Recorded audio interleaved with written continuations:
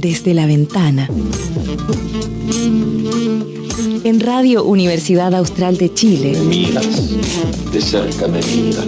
Es momento de asomarnos a la ciudad contemporánea. Desde la ventana. Me basta cerrar los ojos para deshacerlo todo y recomenzar.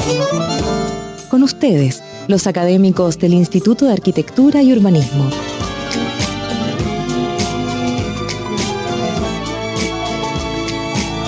Yo te siento temblar contra mí, como una luna en el agua. Hola, acá estamos de vuelta en Desde la Ventana, el programa radial del Instituto de Arquitectura y Urbanismo de la Facultad de Arquitectura y Artes. ¿Cómo están? Espero que hayan tenido una semana excelente.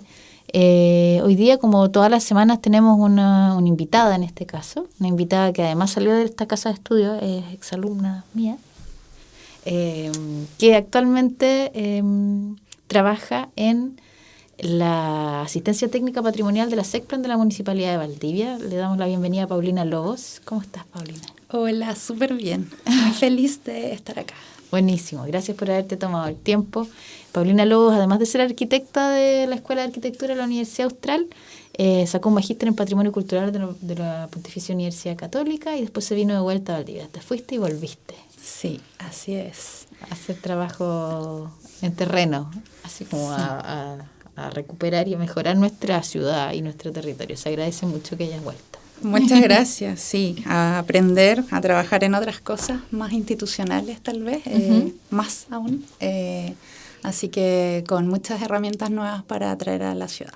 Buenísimo. Y tú, en realidad, cuando yo te conocí, eras chiquitita, no sabías que el patrimonio era tu camino. ¿De a poco te fuiste dando cuenta que era como tu área de interés, cierto? Sí, creo que el amor por las ruinas apareció más inicialmente y ahí compartimos muchos gustos. Sí. Y luego, claro, en la tesis, en el proyecto de tesis ya me metí de lleno en el tema de la estación de trenes. Uh-huh. Y que es súper interesante también porque ahora desde la SECPLAN estamos apoyando un proyecto que se va a hacer ahí, entonces como que las cosas vuelven de una u otra manera, así que es súper entretenido. Sí, hay como temas... Hay como fantasmas, temas que son fantasmas y que aparecen y desaparecen y van cambiando las personas, pero vuelven a reflotar. Ojalá se materialicen. Po. Sí, bueno, igual problemáticas reales que al final cuesta muchos años de repente que los temas del patrimonio se instalen en la agenda local en el corto plazo. Son proyectos que requieren de muchas coordinaciones y ministerios y por lo tanto conseguir fondos va asociado a eso mismo, entonces son procesos largos. Claro, que a veces la gente le genera como ansiedad y sienten que como que no pasa nada, que pasa que no pasa nada.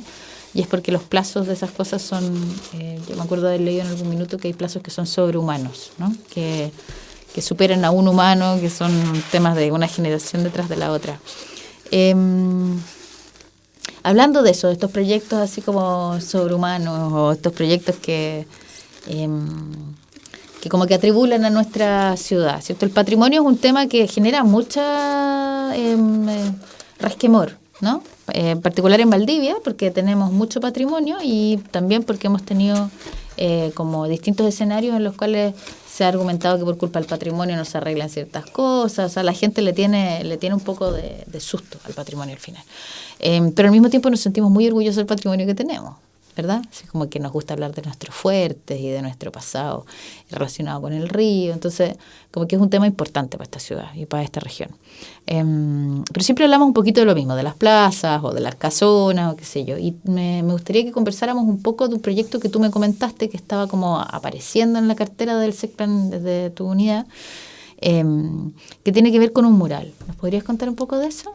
Sí, claro, el trabajo en la SECPLAN y de esta asistencia técnica patrimonial tiene que ver principalmente con la arquitectura y con lo urbano. Ese es el principal foco, pero la verdad es que, la directora, que es la Javiera Mayra, y la coordinadora, que es la Ana Velázquez, tienen bastante visión al respecto y nos dejan movernos en un espectro un poco más amplio. Uh-huh. Y en esa búsqueda es que aparece este mural, que es el mural que se llama Los rostros sencillos del pueblo.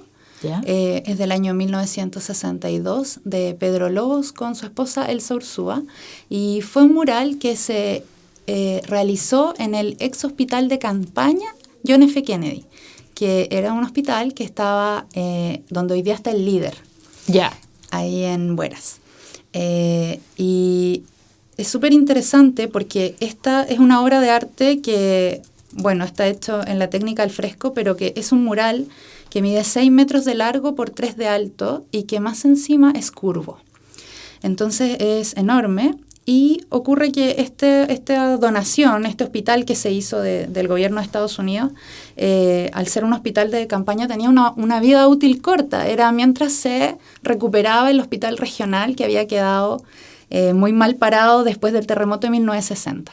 Entonces se tuvo la visión en ese momento de financiar una obra de arte en el hospital. Y es una obra de arte que es tal vez la única de estas características que habla de lo que fue la reconstrucción de la ciudad y del territorio post-tragedia. Y lo hicieron en el hospital mismo. Lo hicieron en el hospital mismo, en el hall de acceso. Ya. Entonces, cuando se demuele el hospital, en 1999, se activa varias comunidades. Por un lado están los profesionales del Ministerio de Salud de ese momento, por otro lado está la Corporación Cultural Municipal de la Municipalidad de Valdivia, y dicen se organizan y dicen, no pueden demoler este mural. O sea, es una obra de arte que nos ha acompañado por estos 40 años, que conmemora algo tan relevante y horrible como fue el terremoto y que finalmente inspira tanta esperanza, que no podemos dejar que se demuela. Entonces se organizan y contratan un equipo de restauradores para que lo corten y lo trasladen. Expliquémosle a la gente un poco cómo se hacen los frescos, para que entiendan. No sé si es tanto mi tema. No, pero en general, en claro, el fondo es como una pintura que se... Es una pigmentación que se instala sobre el cemento fresco, se prepara el muro y luego, una vez que está instalado, por decirlo así, es muy difícil removerlo. Es tan difícil y que es por eso finalmente lo que permite que esto se mantenga ahí 4 años al aire libre, al sol y a la lluvia sin desaparecer. Uh-huh. De hecho, hay algunas técnicas de fresco que incluso tiñen como una especie como de estuco. En el fondo la pintura pasa a ser gruesa, es una capa como una película que tiene cierta, como por ejemplo 3-4 milímetros de profundidad, entonces pasa a ser parte del muro. Entonces no es algo que uno pueda como descolgar como un cuadro o que uno pueda... Bueno, por eso dura tanto, como dice Paulina, pero también se transforma en algo que es como parte del edificio mismo. Por eso dice cortar. En el fondo, esta técnica se ha hecho también con otros murales en México, en el que se transforma como en un puzzle, se subdivide en trocitos y se traslada, me imagino. Claro, ¿no? O sea, esa técnica se llama estaco, que en el fondo es como que sacan la lámina de pintura, pero acá además lo tuvieron que cortar en 2 porque medía 6 metros de largo. Era imposible llevárselo así de grande. Entonces, claro, sí, lo sacaron, lo cortaron como para sacar la pintura, claro, pero también para hacer 2 viajes, para llevarlo en 2 viajes. ¿Y dónde lo pusieron? Bueno, se llevó al edificio de La Saval, que era el ex casino, que hubo ahí un pub en algún momento, un restaurante, con la finalidad de hacer una pinacoteca y trasladar todas las obras de pintura que tenía la Corporación Cultural Municipal. Ese es el edificio redondo que está detrás de las canchas, que tiene un árbol adentro. Sí. ¿Y ha estado ahí todo ese tiempo? Sí. Dentro, con el árbol. Sí. O sea, en el fondo expuesto totalmente a la naturaleza. Justo esa parte no se gotea. Bueno, en realidad el equipo municipal que administra La Saval, don José Trench, antes la señora Marlis Taylor, se encargaron de generar una protección de madera que tapa este mural, porque ellos lo recuerdan, ellos como sin estar esto entre sus funciones, quisieron y valoraron el mural. Sí. O sea, lo cuidaron mientras nadie para que persistiera hasta que alguien se volviera a acordar de él. Sí, bueno, ese edificio igual tiene un valor de arquitectura moderna, pero ya se ha evaluado el camino de su restauración y es mucho más complejo de lo que se pensaría. Y la verdad es que el mural, ahora que se conmemoraron los 64 años de hoy día, del terremoto de 1960, hace mucho más sentido revivirlo y comenzar a gestionar su real puesta en valor. Porque, y surreal puesta en valor, discúlpame, pero ¿sería en ese mismo espacio y incorpora como la refacción del espacio completo o es sacarlo de ahí y ponerlo en otro lado? Bueno, eso está en discusión. Ya. Este fin de semana, que es el Día de los Patrimonios, vamos a hacer una primera instancia de activación del mural con las comunidades interesadas, porque en realidad nos dimos cuenta en la búsqueda de información que muchas de las personas asociadas al mismo durante la época no sabían que aún existía. Uh-huh. Y bueno, eso nos llevó a otros temas administrativos, como por ejemplo no saber si en realidad la municipalidad era el dueño oficial del mural, porque en realidad pertenecía al Ministerio de Salud. Ya. Entonces ya se planteó toda esa situación en términos legales y la semana pasada se hizo la incorporación oficial al inventario municipal. Perfecto. Entonces, se organizaron los papeles para poder trabajar. Claro, hay mucho apoyo de jurídica del equipo de inventario, entonces ahora podemos decir somos administradores o propietarios oficiales y vamos a comenzar a gestionar la reinstalación de este mural. Entonces la idea sería agarrar este fresco o quizás volver a moverlo por segunda vez e instalarlo en algún lugar que hay que definirlo bien con las comunidades que tienen como cercanía al mural, que tienen como afectos, memorias asociadas a él. Exactamente. Y lo importante es que, o tal vez lo que no va a estar tan en discusión, es que sea de acceso público, porque es la vocación del mural. Uh-huh. Entonces, en esta búsqueda de actores relevantes y de información asociada al mismo, pudimos darnos cuenta que gran parte de esa comunidad todavía estaba viva y muy interesada en el mismo. Entonces, este domingo 26 vamos a mostrar un pequeño cortometraje de la historia del mural, contada por estos actores claves de ese momento y de la actualidad. Perfecto, qué lindo. Sí. O sea, ya han hecho ejercicios con la comunidad para poder como ir registrando la memoria asociada al mural. Sí. ¿Y tú lo has visto? ¿Has tenido la oportunidad de quitarle la caja, de mirarlo bien? Sí, ya. Sí, lo pudimos ver. Fuimos con un tasador patrimonial porque había que hacer obviamente todas esas gestiones. Y lo pudimos ver completo y está en súper buen estado. Tiene solamente la marca del corte principal de su traslado, que igual uno podría pensar que es una marca que igual le agrega valor. Claro. Y bueno, y está en buen estado en general. Ya, buenísimo. Qué lindo proyecto. Qué bonito saber que están pasando como cosas así, como que se siguen descubriendo tesoros, ¿cierto? Sí. Ya, entonces tú me dices que este fin de semana vamos a poder, o sea, estas comunidades en particular van a poder ir y conectarse con el mural. En realidad es abierto a la comunidad, es el domingo a las 11 de la mañana en la Casa Prochel. Perfecto. Sí. Ya, excelente. Bueno, ya saben, ven, siguen descubriéndose pequeños tesoros en Valdivia. Me parece muy esperanzador que sigan habiendo como este tipo de búsqueda. Cuando hacen los trabajos como de recopilación de información, ¿qué técnicas usan? Porque en el fondo sería, o sea, yo tengo cierto conocimiento de cómo se puede hacer, en el fondo a través de entrevistas, a través de talleres. ¿Qué tipo de actividades hacen asociadas a esta especie como de recuperación y puesta en valor simultánea que se está haciendo?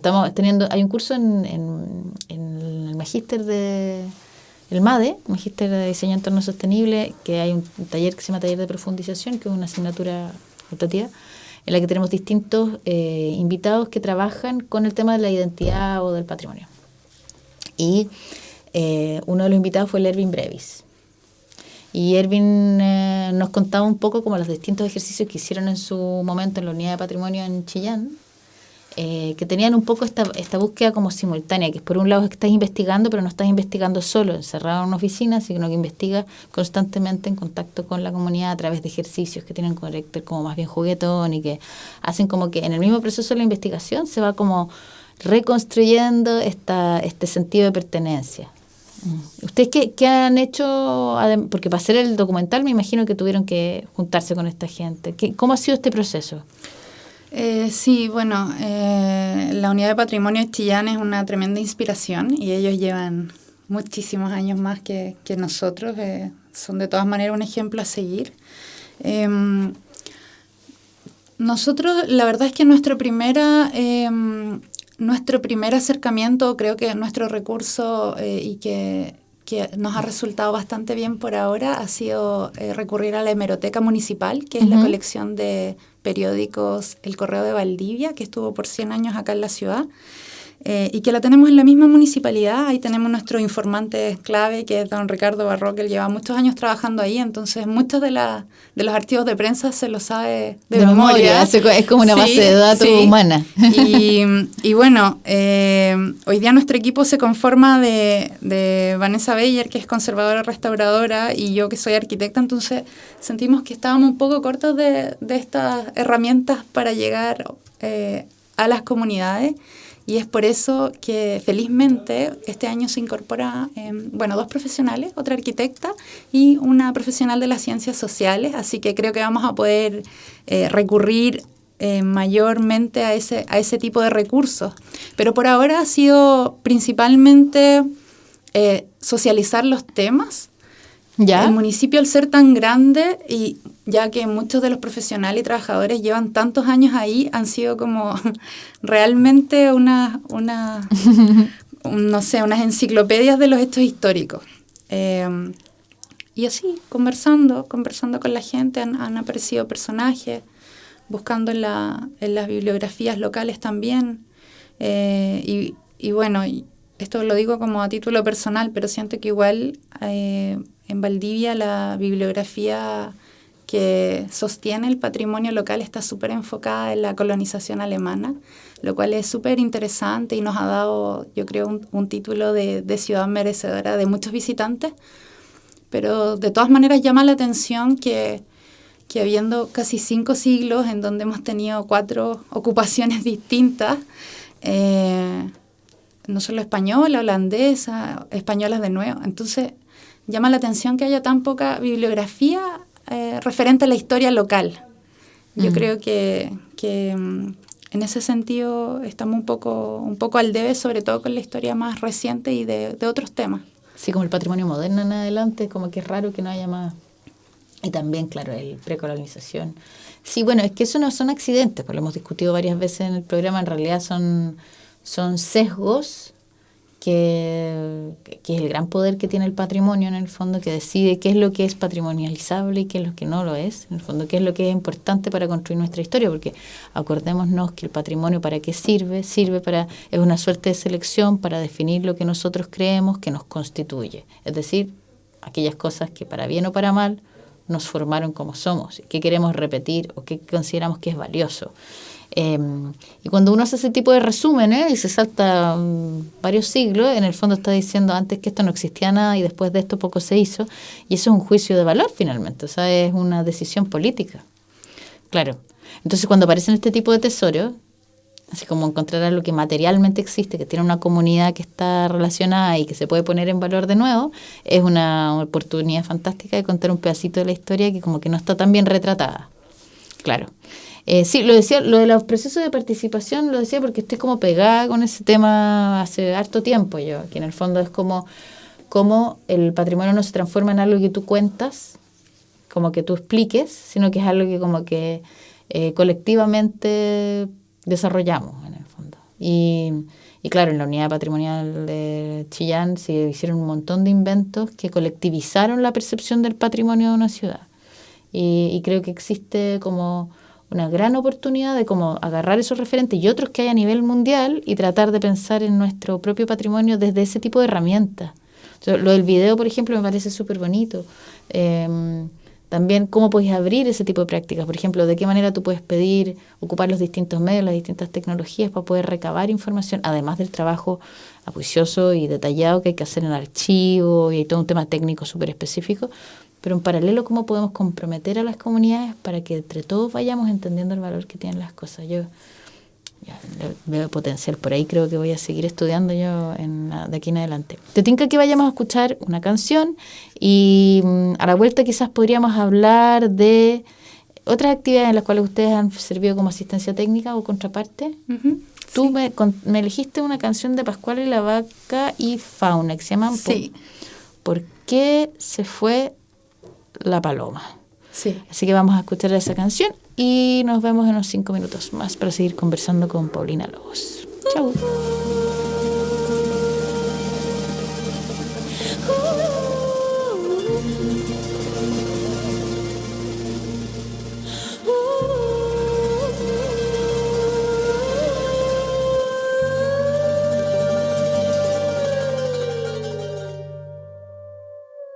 Si has de llamarme paloma, no puedes no ver mis alas. Si has de llamarme paloma, no puedes no ver mis alas. Me construiste una casita sin siquiera preguntar.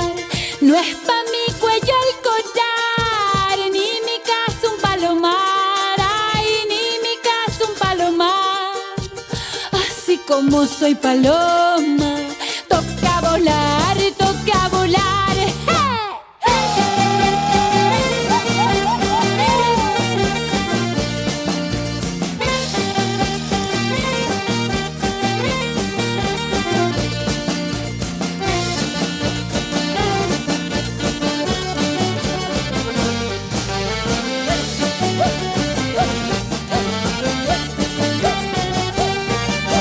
Si has de quererme paloma, no puedes quebrar la rama. Si has de quererme paloma, no puedes quebrar la rama. A veces vuelvo palomo, me vuelvo para anidar. A pesar que soy del cielo, también tengo mi lugar. A veces vuelvo palomo para anidar, para anidar.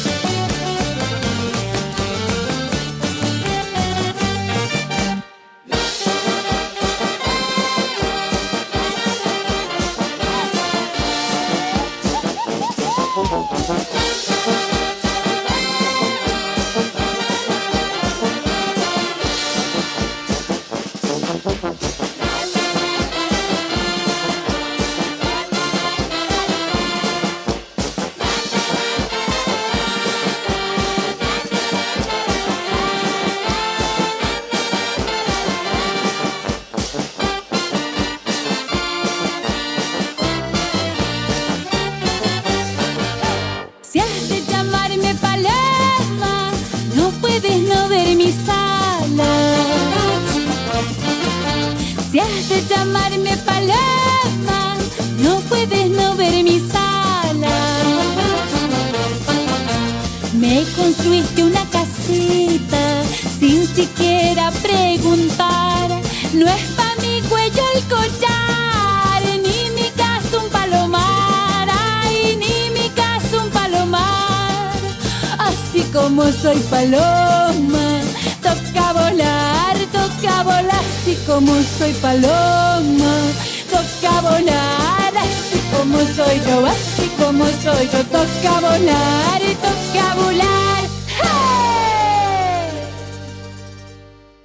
Hola, acá estamos de vuelta Desde la Ventana, el programa radial del Instituto de Arquitectura y Urbanismo de la Facultad de Arquitectura y Artes, y estamos con Paulina Lobos, que es arquitecta de la Universidad Austral, magíster en Patrimonio Cultural de la Universidad Católica y es parte de la Unidad de Asistencia Técnica Patrimonial de la SECPLAN de la Municipalidad de Valdivia.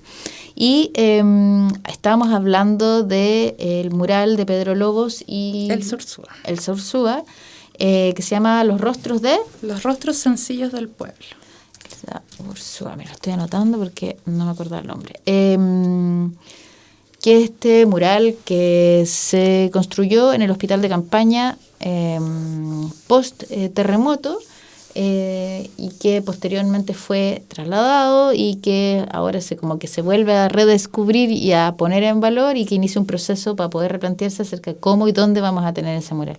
Y mientras estábamos en la pausa estábamos discutiendo sobre qué rabia no poder tener más flexible. Es que es muy inspirador el trabajo que hizo Erwin Breis en Chillán en la unidad de patrimonio y claro, las dos echamos un poco de menos cómo poder, cómo flexibilizar estas rigideces que me pasa a mí también en la universidad. Tú dices, cómo puedo comunicarme con la gente antes de manera más flexible, cómo puedo recoger y ocupar como una especie como de conciencia ciudadana en estos procesos de puesta en valor.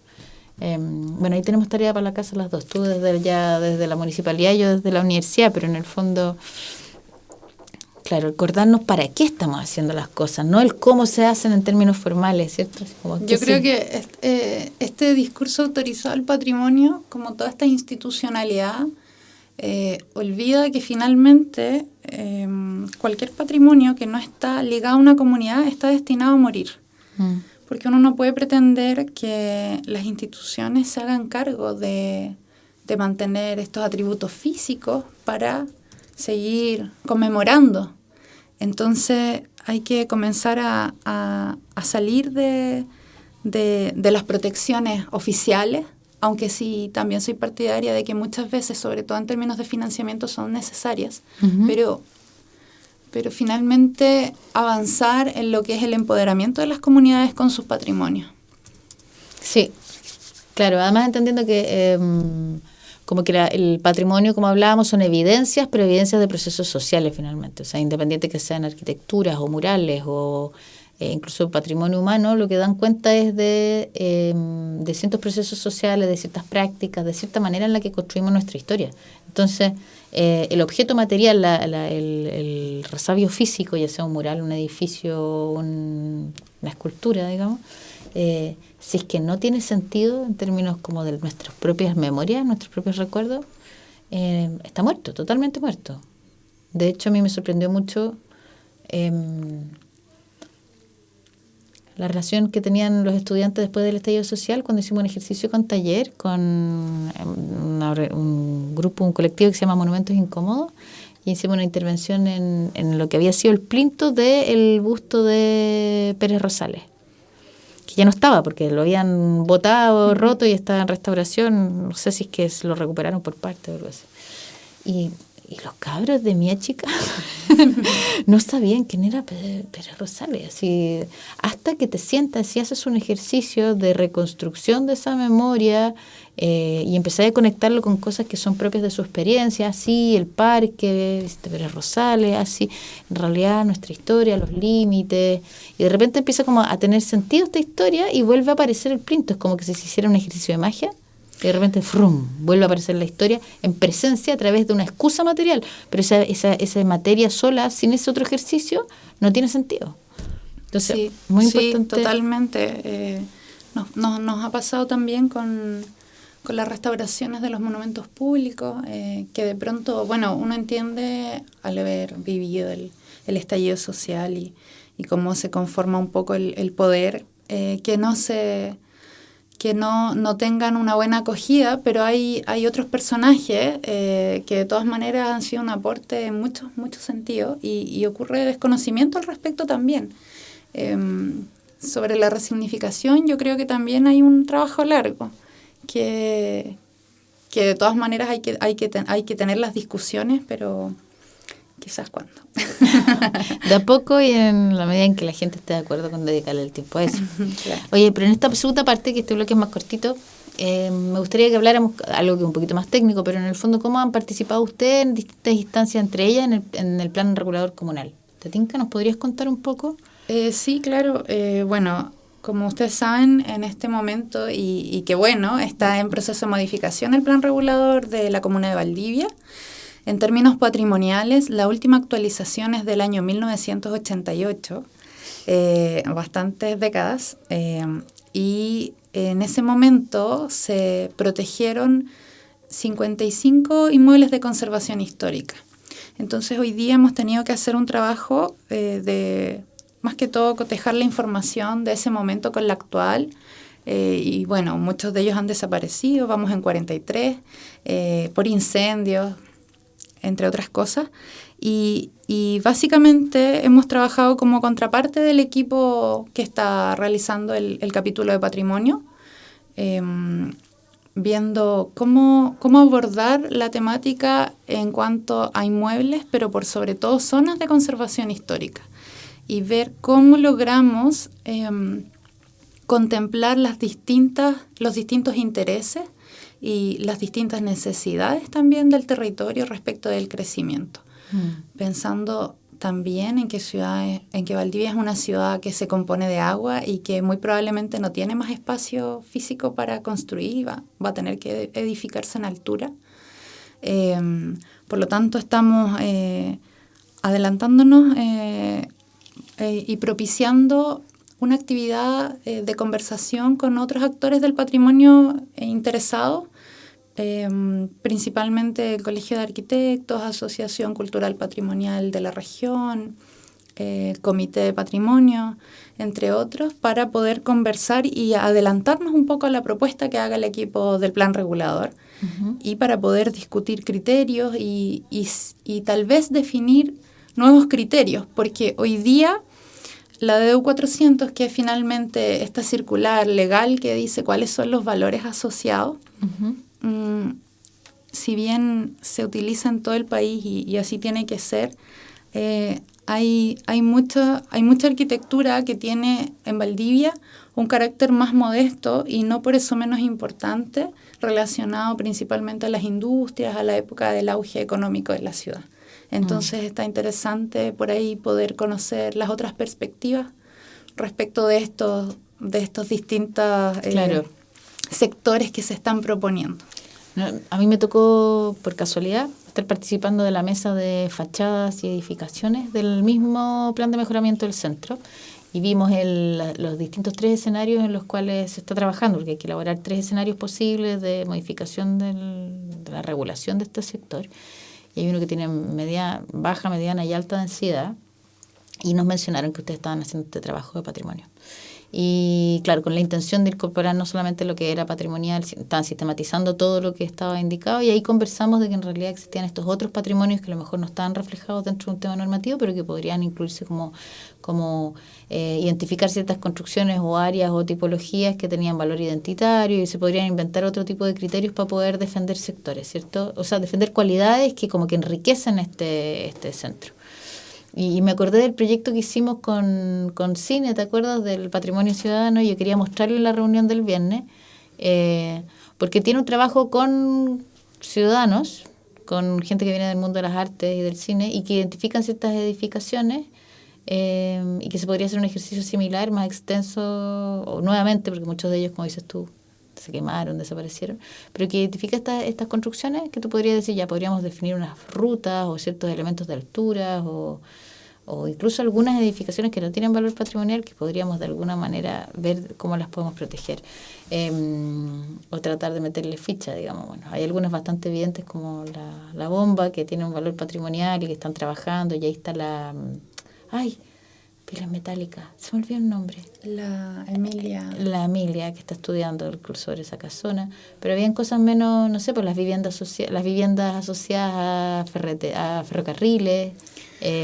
O sea, hay muchas poblaciones, sectores, villas, que en realidad tienen mucho que contar, pero ¿sabes qué? A mí me llama la atención que de repente uno conversando con gente, todavía en el imaginario está asociado el patrimonio a esta arquitectura como de grandilocuencia, como, claro, palacios, y es como que acá no tuviésemos, y no es así. O sea, algunos de los sectores, no sé, por regional, Huachacopihue, que tiene que ver con esta arquitectura de Ciudad Jardín, no sé, Villa Maciza, que a mí me encanta, que es una población obrera de trabajadores de Maciza que ya no existe. No sé, la población de Luciano Kulczewski en La Teja, que igual es una población obrera que hoy día está desconfigurada en lo material o en lo estético, y que, claro, tal vez bajo esos criterios tal vez no califica para zona de conservación, pero de todas maneras sí debiese quedar en un registro, en un diagnóstico, que esto fue O sea, tenemos que leer todas las capas de la historia y no significa que tú vayas a decir ya en este sector tenemos que dejarlo todo tal cual, porque yo creo que la ciudad necesita densificarse, Totalmente. pero uno podría pensar ya, pero para poder, o sea, estoy tirando ideas, por supuesto todo esto es mucho más complicado que llegar a tirar una idea en un programa de radio, pero en el fondo si tú tienes que densificar un sector y que va a tener que desaparecer un grano porque ya está demasiado diluido, demasiado intervenido, puedes exigir que en cualquier proyecto exista como un área o un espacio físico destinado al relato de la historia o ciertas zonas con equipamiento y dentro de los cuales existe un espacio asociado al levantamiento de la memoria del lugar. En el fondo, como que producir estos ensamblajes más complejos en los cuales tú puedes obligar a que haya un registro al menos y una exposición de ese registro sobre las distintas capas históricas que se vieron involucradas. Sí, o sea, es el valor histórico, pero también entender el devenir de la historia, porque, por ejemplo, esa población en la Isla Teja, hoy día está desconfigurado el grano que tú hablabas, porque es una población que está al lado de la Universidad Austral, entonces está llena de cabañas. Claro. Y eso también es un valor agregado más contemporáneo, pero eso hizo que se desconfigurara ese grano. Los patios, claro. Entonces es muy interesante y yo creo que el patrimonio en general tendría mucha o mejor acogida si estuviesen todos estos antecedentes a la vista. Claro. Bueno, en el fondo, ¿de qué manera podemos reconocer nuestra historia, relatarla, rescatar aquellos elementos que son que tienen un valor patrimonial relacionado con nuestras comunidades, etcétera? Y ustedes están asistiendo en esa etapa del trabajo. Claro, sí. Y esto tiene como se supone que se van a definir agendas en corto, mediano y largo plazo, ¿cierto? Claro, este segundo semestre comienza la definición de los posibles patrimonios inmuebles. Buenísimo. Ya Sí. te voy a hacer llegar, voy a incluir en la presentación los edificios y en la metodología que se siguió para ver si es que la podemos proponer como una metodología para levantar zonas del centro. Sí, bueno, en el plan de mejoramiento del centro está súper interesante igual porque se hizo un decreto para poder apoyar o de pronto vincular a estos privados también, que finalmente están hoy día presentando la cara visible y el centro histórico de Valdivia. Claro. Que igual es muy raro y me llama la atención que aquí en Valdivia no se habla del centro histórico. Y es porque no ha sido relevado nomás, no es que no haya, digamos. Claro, es como ya no queda nada, si en el centro no hay nada de historia y es como... Queda demasiado. Lo que pasa es que no te la han contado. Ya, y por último, para cerrar, porque en realidad ya se nos está acabando el tiempo, Paulina, siempre nos pasa lo mismo. Actividades de los días del patrimonio, de los patrimonios. ¿Qué tenemos? ¿Qué cosas te gustan? Porque acá tengo un afiche muy lindo. Tenemos Día de los Patrimonios, 25 años de historias, encuentro, alegría. Mayo 25 y 26. Sí, desde la municipalidad vamos a hacer la presentación de este cortometraje que te mencionaba. Sí. Otras actividades que yo encontré súper interesantes son las que va a hacer el MUT, el Museo de las Telecomunicaciones. Sí, tiene 2 talleres para niños y adolescentes. Súper bello y bueno, tienen que verlo en sus redes. Ya, buenísimo. Eso. Entonces todos invitados a tratar de buscar las distintas actividades que se van a hacer en los días de los patrimonios y especialmente a ir a ver este video para recordar este mural que yo creo que yo voy a ir porque me interesó mucho. Creo que hay una actividad más que podría mencionar, ¿cuál? Que es la del biógrafo itinerante que están haciendo desde el Colegio de Arquitectos con la universidad. Con un estudiante de la universidad. Que es en el fondo llevar este prototipo que muestra cortometrajes a lugares más públicos y más populares de manera mueble, como que lo llevan para allá y para acá. Portátil. Hace poco se tituló Carlos Carvajal, que es estudiante de la Escuela de Arquitectura, y hizo en su proyecto título un cine de escala barrial. En lo que él, al principio de su proyecto de título, lo que hacía era investigar los distintos cines que han tenido Valdivia, que han sido muchísimos, algunos se quemaron, otros los desarmaron, etcétera. Tenemos una historia del cine tan temprana como la tuvo la capital de nuestro país. En realidad la presencia del cine fue importantísima, y por eso tiene sentido que tengamos el Festival Internacional de Cine de Valdivia, etcétera, además de la Escuela de Creación Audiovisual.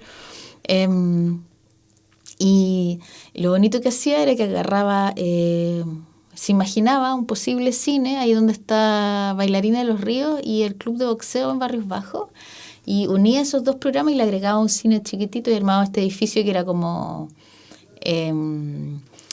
una sala para 50, como un cineclub, pero en un barrio. Entonces lo que él planteaba era necesario totalmente, y un poco la línea del proyecto que tú estás comentando, del cual ustedes pueden participar ahora en los días de los patrimonios, que en el fondo, ¿cómo sería la experiencia de ir al cine si el cine estuviese dentro de tus 5 cuadras cercanas, que te pudieras ir caminando y que no fuera como en el interior de un mall? Que en el fondo también tuviera una experiencia en el que sales y te encuentras con tus vecinos, que puedes comentar la película, que puedes incluso ir a a la fiesta de graduación de tu hijo y al día siguiente hay una proyección, entenderlo como una necesidad a escala barrial, así como tener acceso a la cultura, ¿no? Democratizar el acceso, y que fuese más barato, y que fuese más cerca, etcétera. Pues tenemos un montón de carrete para todo el mundo que esté escuchándonos este fin de semana. Para la gente que le gusta el patrimonio va a estar súper lindo, además que muchas de lo que ustedes conocen como más tradicionalmente, como los museos y las casonas, están abiertas, hay tours por el sector de los Torreones, tienen que meterse a la página del Ministerio del Arte, la Cultura y el Patrimonio. Y a la diadelospatrimonios.cl. Y a la diadelospatrimonios.cl. Ya, entonces con eso nos despedimos con esta super invitación. Gracias, Paulina, por haber venido a contarnos un poco de lo que están haciendo desde la MUNI. Muchas gracias. Un saludo a los patrimonialistas. A los patrimoniales. Vamos, que tengan una muy buena semana y nos escuchamos el próximo jueves. Chao.